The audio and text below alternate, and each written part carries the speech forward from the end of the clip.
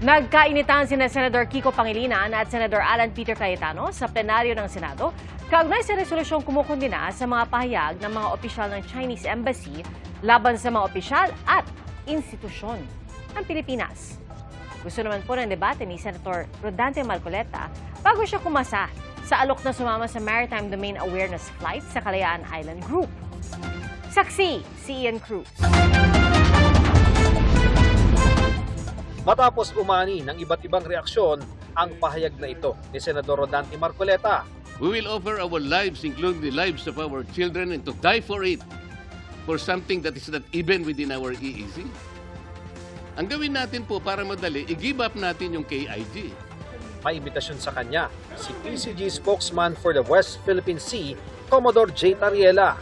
Sumama raw sana ang senador sa Maritime Domain Awareness o MDA flight sa Kalayaan Island Group sa Palawan. I really wanted to bring Senator Marcoleta and Congressman Marcoleta, the Marcoleta father and son duo, para malaman nila na sa pag-asa may mga kabataang Pilipino rito, may komunidad ng mga Pilipino, hindi ito dapat ipamigay. Kanina, tinanong si Marcoleta tungkol sa imbitasyon ni Tariela. Sabi niya, Bago yun, pakisabi nyo kay Commodore Tariela, kasama si Justice Carvalho, and sino ba yung professor sa UP? Si Batong Bakal. Para sa isang friendly debate. Bago pa yung pagpunta doon. Para sa ganun maayos natin, para sa kapakanan ng ating isa sa nabanggit ni Marcoleta, si retired Supreme Court Senior Associate Justice Antonio Carpio na dati nang pinuna ang sinabi ni Marcoleta dahil tila inaalingaw-ngaw daw ang posisyon ng China. Sabi ngayon ni Carpio, tinatanggap niya ang hamon ni Marcoleta. Ang topics anya, meron ba talagang West Philippine Sea sa ilalim ng batas? At kung bahagi ba ng WPS ang maritime features ng Kalayaan Island Group? Si UP Institute for Maritime Affairs and the Law of the Sea o IMLOS Director J. Batong Bakal, sinabing hindi na dapat pagdebatehan ang sovereignty at sovereign rights ng bansa. Ang gagawin lang daw nito, ipakita sa mundo na hindi patiyak ang soberanya, karapatan at jurisdiksyon ng Pilipinas dahil mismong mga opisyal ng gobyerno ay pinagdedebatehan pa ito. Ang Sangguniang Bayan ng Kalayaan, Palawan, gumagawa ng resolusyon para ipatanggal ang pahayag ni Marcoleta sa records ng pagdinig ng Commission on Appointments kung saan tinuran ang kontrobersyal na pahayag. Ayon kay Kalayaan Vice Mayor Maurice Philip Alexis Albaida, welcome din sa Kalayaan si Marcoleta anumang oras. Dati nang sinabi ni Marcoleta, wala siyang sinabing ipamigay ng Pilipinas ang KIG at pinaiksi lang ang konteksto ng kanyang sinabi sa CA. Ipinaliwanag niya ulit ang kanyang punto nang talakayin sa plenaryo ang Senate Resolution 256. Sumama na nga po yung napakaraming tao na sinasabi ko ro, i-give up natin ang KIG. Mr. President, kahit kailan hindi ko sinabi yun. Teritoryo na natin yun dahil occupied na po natin yun. Ngunit ang pinag-uusapan lang po, yung tubig nila, hindi natin pwedeng i-connect doon sa ating exclusive economic zone. Kasalanan po yun. Sa Resolution 256, kinokondena ang mga pahayag ng Embahada ng China laban sa mga opisyal at institusyon ng Pilipinas at muling iginiit ang karapatan ng bansa na ipagtanggol ang soberanya nito alinsunod sa international law. Nagkainitan ang sponsor nito na sina Senador Kiko Pangilinan at interpellator na si Senate Minority Leader Alan Peter Cayetano.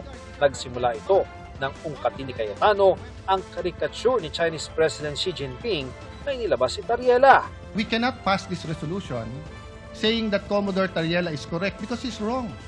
If he just simply stated, I love the Philippines, I will fight for our territory, I'll fight for our sovereignty rights, I will do my duty, but sorry, dahil uminit ulo ko, nilabas ko to, pero hindi official yan. Tapos tayo. We beg to disagree, Mr. President, that Mr. Commodore Tariela is mistaken. So- We would not have put this resolution and authored it if we felt See, Mr. so Tariela. that's what I want to elicit. So the authors of this resolution is saying, pwede. So kung ang official ng presidente is to have certain decorum sa presidente ng China, pwede yung isang general hindi sumunod. Ang sa kanya, bastusin natin yung Pangulo Mr. ng President, isang bansa. that is his interpretation? No. Bastos yun. No, that is your interpretation. No. So if I ask them well, now... Mr. President, we beg to disagree. Umabot sa puntong sinuspindi ang sesyon. The Department of National Mr. President, Defense tignan niyo naman po. has issued a statement condemning China's remarks, Mr. President. We're not talking about... Mr. President, if you look at the DFA, it was also telling Tariela, but not directly. It says, It was saying, follow the decorum, Mr. President. Mr. President, kung ganyan ang stand natin, then then my staff now can show a meme of you. Mr. President, Mr. President, dito ba sa... Let me ask that question. Mr. President, I am not from China. Why will they put a meme? Why will your staff put No, a it's meme not about towards China. It's about me? decorum. You're comparing apples Mr. and President, oranges, Mr. no. President. You are simplifying what Session is is a suspended for 1 complicated. minute. Muling uminit ang diskusyon nang itanong ni Cayetano kung anong pahayag daw ba ang kanilang pinag-uusapan na paksa ng resolusyon. Will you supply us or will we annex or add whereases so that we will see ano ba tong statements na to? It specified the nature of the statements. So a little bit of research, malalaman mo na which statements were these because this Point refers of order, to... Mr. President. Point of order. What is the point of order? The statements of Senator Pangilinan, the nature of his statements. Kayo na mag-research kung ano statements na yun, Mr. President. Sabi niya, pwede daw yun. Mr. President, I-research na lang daw I'm natin. not yet done. No, that's why I Philippine gave you, officials, Mr. President, including that's why members, I gave a point of members order. of the Senate. May I just be... I am still It's a speaking, point of order, Mr. President. A point of order precedes your precedence. Where is the point My of order, motion Mr. for... President? Where is the point of our order? Session is suspended. Habang suspendido ang sesyon, nakitang kinausap si Cayetano ni na Senate President Tito Soto at Senate Pro Tempore Ping Lacson. Pagbalik ng sesyon, napagkasunduan ng mga senador na amyendahan ng resolusyon at ilagay ang mga pahayag na hinahanap ni Cayetano. Matapos ang halos 3 oras sa debate, walang tumutol sa pag-adapt ng resolusyon. Para sa GMA Integrated News, ako si Ian Cruz, ang inyong saksi. Mga kapuso, maging una sa saksi. Mag-subscribe sa GMA Integrated News sa YouTube para sa iba't ibang balita.